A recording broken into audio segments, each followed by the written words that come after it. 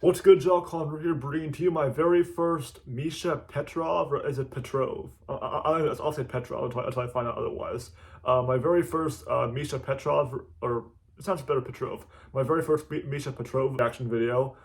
This Misha gal, apparently, because I don't like react to a bunch of like political stuff, not normally. However, this woman right here, this gal really like she is pretty entertaining. Sometimes she really dims it down and speaks a lot of facts about a lot of topics and opinions or a lot of topics about not only politics but also stuff that happens in the world, real life, you know, situations, stuff like that. And I think this one is called White Victim Feels White Guilt. I don't know what to expect, but I think this would be pretty interesting. I want to do a Misha Petrov video, and I figured this would be the first one because it sounds pretty interesting. So let's go and react to it and see how it is, see what she says about it. Volume check's pretty good. Yeah, so let's react. 3, 2, 1, play. Hey guys, it's Misha and welcome back to my channel. Today I want to talk about a recent Law & Order SVU episode that came out. I saw these clips on X, you may have seen them as well, where a... X. It's called Twitter, Misha. To me, it's still called Twitter. Also, I've never seen that HBO show either, so... woman was raped, and that's the word I'll have to use, by a black man, right? And she doesn't want him to be prosecuted. She doesn't want to identify him because he's black. And she has white privilege. So he should walk free. At first, when I saw this clip, I was thinking, okay, that has to be a skit. Come on, that has to be a skit. That can't be real. It's real. It's I'm just going to listen for the most part. So I actually watched the entire episode. It is season 25, episode 2. I'll react occasionally to what she says. So I'm going to review that episode for you today. But before we begin, please make sure you are subscribed and have hit the notification bell so you don't miss any of my videos. So in case you haven't seen this clip, I might be. I forgot. Jay Watson raped you. And this is your chance to do something about it. Are you going to? Believe me. Because I can afford therapy. I have that luxury, and maybe one day I'll be okay. But if that teenager goes to prison, she's like, ever. That is the only appropriate reaction if someone were to tell you that. That guy's face?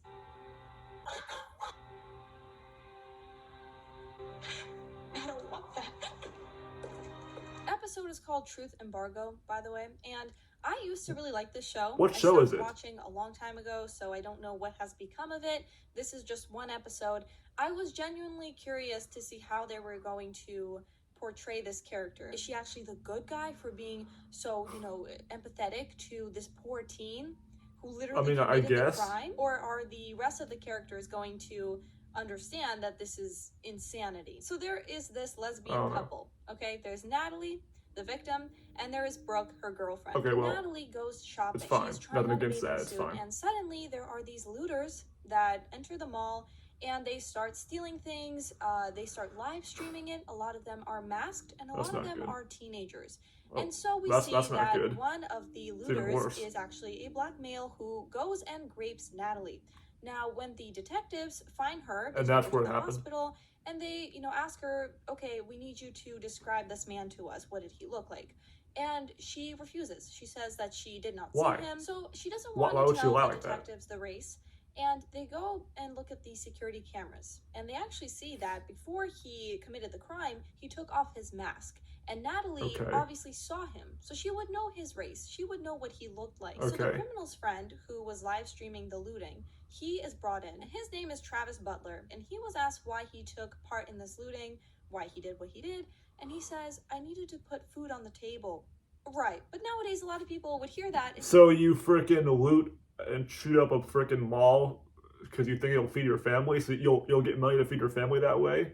I mean, first of all, it's not a bank, but you shouldn't rob banks either, but it's not a bank you're at, dude. It's a freaking shopping mall where, there's no money vault in there. But I don't know what I'm saying. I know what I'm saying, but it's like, yeah, it's still pretty dumb in two ways, So yeah, poor you.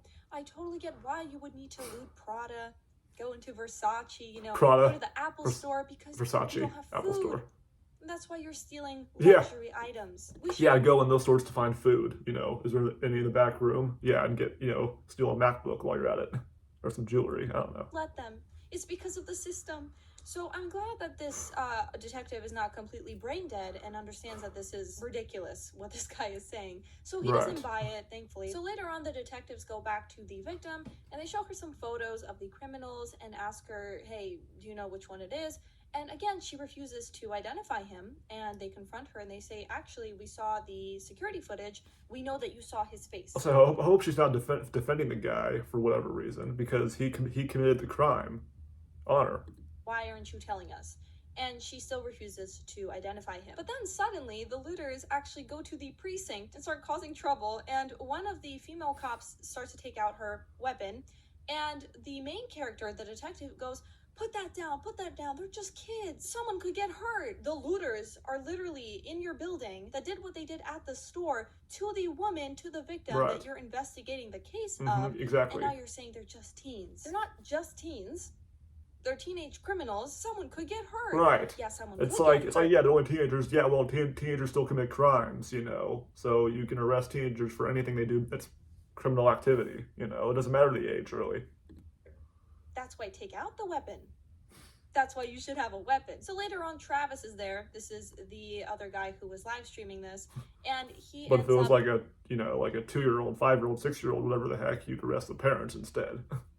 Confessing that he does know the guy, and his name is Jay Watson. So they bring him in. So the woman was still saying she didn't get a good look, but then during the lineup, she sees him. And she, you know, starts to almost cry. She gets emotional, and she goes, "Yeah, that's him. That's number 3." That's okay, finally she and admitted the it. guy's lawyer, who's also black, who brings up, you know, white guilt later on. Well, I am glad that you were able to unburden yourself, Ms. Ross. But white guilt cannot and should not dictate my client's actual guilt. Objection. Oh, Lord. Sustained. I made a mistake. There are so many people in prison who don't deserve to be. He wants to use the race card during court. And they actually bring up the liner from the bathing suit, and they see that it was his DNA. So they know it's him. And she was talking about, the detective, I think, was talking about the brutality that took place, you know, the crime. And the lawyer goes, well, police brutality is a thing. Bravo. Okay, yeah. Yeah, I mean, it still kind of is. The word brutality before. I haven't heard a lot about it lately. Form of brutality. Is this like a freaking NCIS show, like an episode from an old NCIS show, or like a Blue Bloods kind of thing, something like that? What's wrong? I can't. And the detectives notice that they're both very upset, and they go to the girlfriend, Brooke, and she goes, well, last night we were really, really worried about what was going to happen to the criminal. Not to what happened to her girlfriend. What the hell? Oh, they say that. Not great. I was up all night with Natalie. She was inconsolable. That's understandable. Look, when a person goes through a trauma like that, it can end up in a very vulnerable state. Yeah, listen about that. Okay, then what? I guess you could make the argument, oh, what happened to Natalie? This might be some weird psychological response to her trauma, that now she's worried about her attacker. But this is something else, because even the girlfriend has this illness. This is a very common illness nowadays. It's called wokeism. A lot of people do suffer from it, and we can tell that's what's going on here, because this is what she said. I'll give you the exact quote. We are acutely aware of the systemic inequities that exist within the criminal justice system. Yeah, I normally don't like to get into opinions, but I will agree for the fact that, you know, freaking defending a criminal does sound pretty woke, you know? You know, that's great. But I can't help but wonder, instead of trying to comfort them, instead of talking about their recovery, you spend the night worrying about the criminal that did that to them. We're acutely aware of Yeah, the what the systemic hell? inequities that exist within the criminal justice system. You mean for people like Jay? Yeah. It's like you should be worried about if, you know, you should be worried that he might not go to jail. I don't know. Yeah, actually, he might. I don't know. He might go to jail. He might not go to jail. But the fact that if you don't want him to go to jail, that's pretty stupid, because he committed this horrific crime, right? Concern is that he might not receive a fair trial. I can't deny that there's a history of racial bias. It's certainly not a perfect system. How do you do this every day? They're very concerned about him getting a fair trial because of racial injustice, right? Because of the system. And when she went quiet during the hearing, when she was asking Misha, this is a great breakdown of in this. the room, You know, it's like I you know, can kind we of later understand hear it more. from her that she was quiet because she saw that, because if I was watching the original episode, probably I wouldn't know what the hell is going on. It might even bore me. I don't know. But her breakdown of it, makes it make a lot more sense.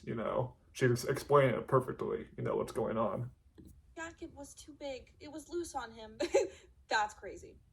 And then she goes on this rant about how, I think it was her brother or something, she wanted him to steal something from a store and it went on his record. Now she just can't bear to see this guy go to prison. Natalie, what you're talking about is apples and oranges. Not for Eves.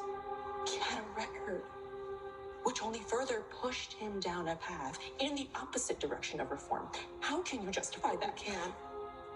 We can't. She goes to the detectives. What was she saying there? I don't know. Because, she Misha, has tell white us. privilege, but he's just a teen and he's black because he'll have a record.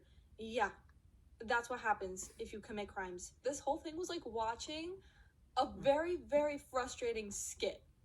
There were just moments here, and I know this is a very serious topic, but the way that she's responding, you can't help but chuckle because of how insane the things she's saying are. The detective talks to her in the bathroom, and she says, you can't go into the other extreme. I understand your concern. This guy's very obviously guilty. He has to pay for what he did. Right. It reminds me of that one. It's a text meme. It's like a cell phone text meme. It's this girl saying, my boyfriend is so abusive. Obviously, she was telling the truth. My boyfriend, he's so abusive. And then this guy's like, are you okay? She's like, I have a boyfriend. And he's like, I hope he beats your ass again. Like, what the? But I mean, still, wow. It's kind of reminds me of that, sort of.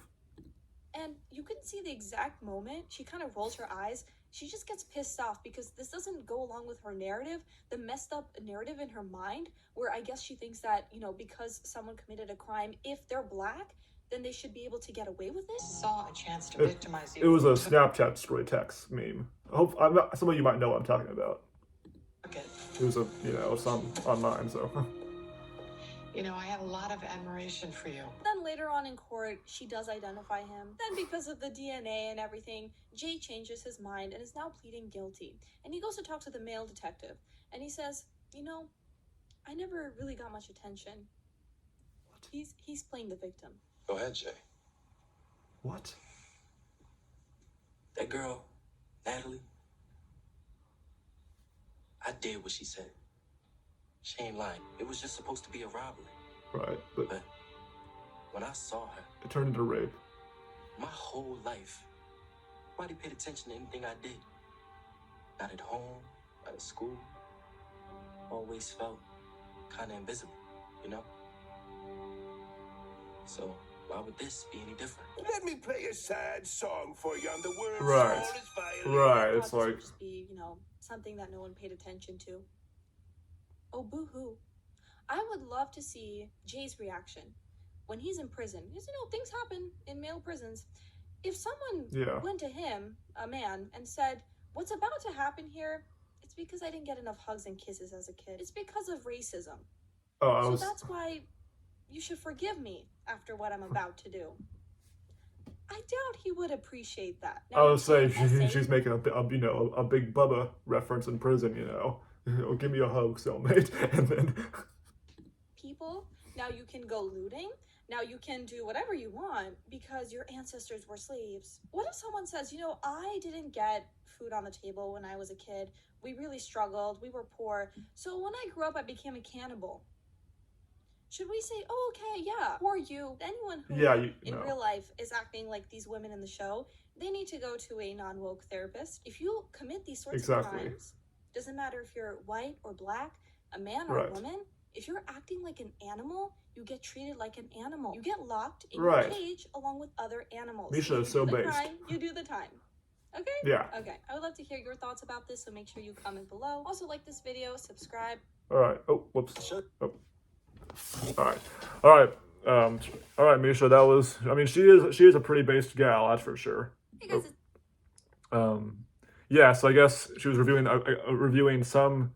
I forgot what show it was that she was reviewing, but I guess she was reviewing some show. It was an old detective show, I think.